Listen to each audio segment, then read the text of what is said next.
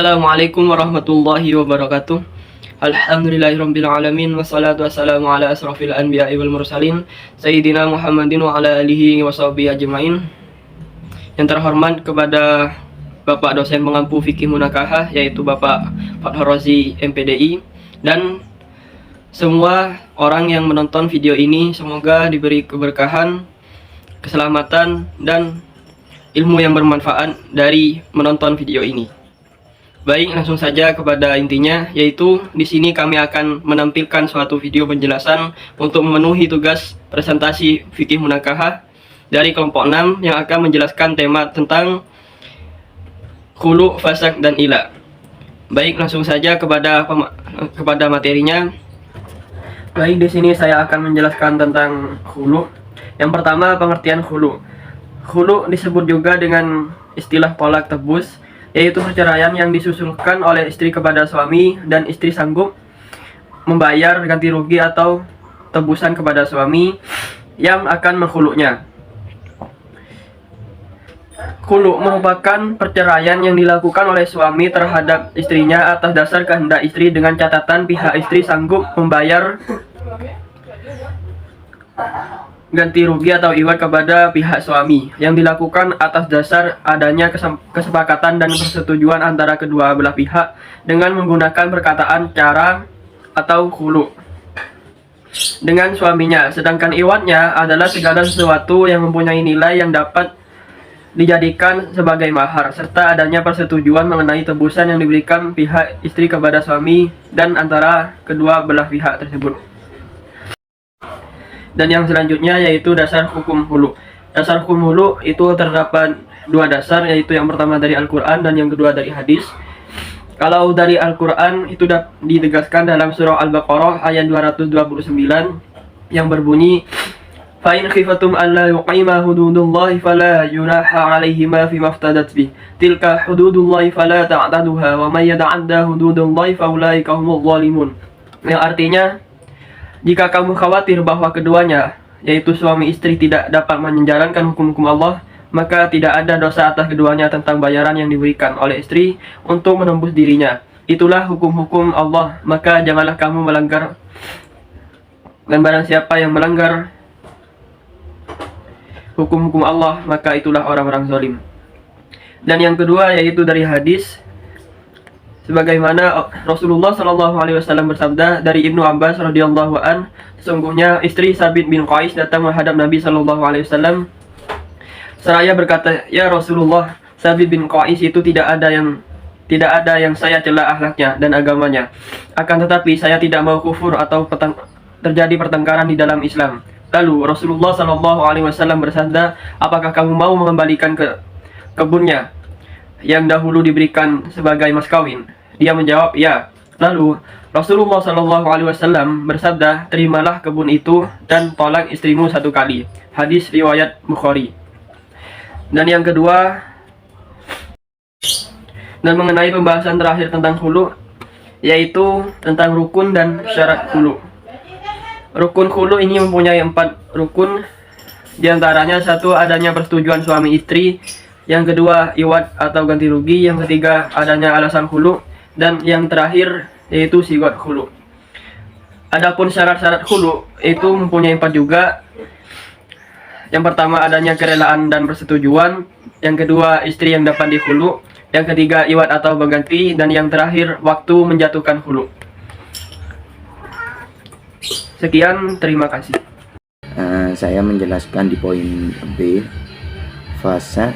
Pengertian fasa berasal dari bahasa Arab, dari akar kata. Menurut Kamus Besar Bahasa Indonesia, fasad adalah hak pembatalan ikatan pernikahan oleh pengadilan agama agar berdasarkan dakwah tuntutan istri atau suami yang dapat dibenarkan oleh pengadilan. Pengertian syafat itu kan saya tadi itu mengatakan ada 1, itu yang membatalkan ada satu. Dan fasyak itu adalah arti teknologi, terdapat beberapa rumusan di antaranya. Nah, ini ada ada 4. Fasa ialah perceraian, dan fasa nikah yaitu pembatalan perkawinan oleh istri karena antara suami istri dapat cacat atau penyakit itu. Nah, yang ketiga menurut Imam Syafi'i, pemutusan hubungan pernikahan pasangan maksudnya. Nah, dan yang keempat dari kalangan Hanafiyah tidak membedakan antara cerai dengan talak. Berarti di sini ada 4. Yang pertama itu penceraian, dan yang kedua itu pembatalan perkawinan, yang ketiga itu pemutusan hubungan pernikahan, yang keempat membedakan antara cerai dengan talak. Atas nama Qurratul Aini, saya akan menjelaskan tentang ila. Pengertian ila. Abu Luis al-Ma'lu mengemukakan bahwa al-ila berasal dari bahasa Arab yang berarti sumpah. Dari definisi di atas disimpulkan bahwa ila adalah sumpah suami kepada seorang istri dengan menggunakan nama Allah atau salah satu sifat untuk tidak mengguli istrinya dalam jangka waktu tertentu atau lebih dari 4 bulan. 2. Dasar hukum ila. Masalah ila dapat dilihat dalam Al-Quran surah Al-Baqarah ayat 226 sampai 227. Bismillahirrahmanirrahim. Lilladzina yu'luna minan nisa'ihim tarabbusu arba'atin ashhur fa in fa'u fa innallaha ghafurur rahim. Lilladzina yu'luna minan nisa'ihim tarabbusu arba'atin ashhur fa in fa'u fa innallaha ghafurur rahim. Wa ani azmu talaqa fa innallaha sami'un alim. Artinya kepada orang-orang yang mengila istrinya diberi tangguh 4 bulan. Kemudian jika mereka kembali kepada istrinya, maka sungguhnya Allah Maha Pengampun lagi Maha Penyayang. Dan jika mereka berazam atau bertetap hati untuk talak, maka sungguhnya Allah Maha Mendengar lagi Maha Mengetahui. 3. Hukum dan syarat ila.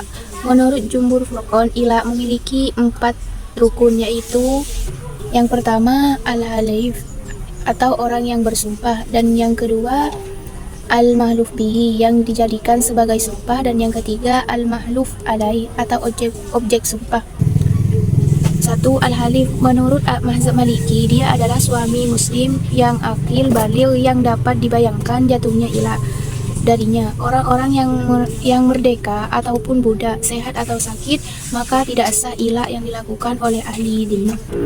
Yang kedua al-mahluf bihi, yaitu Allah Subhanahu wa taala juga sifat-sifatnya menurut kesepakatan fuqaha.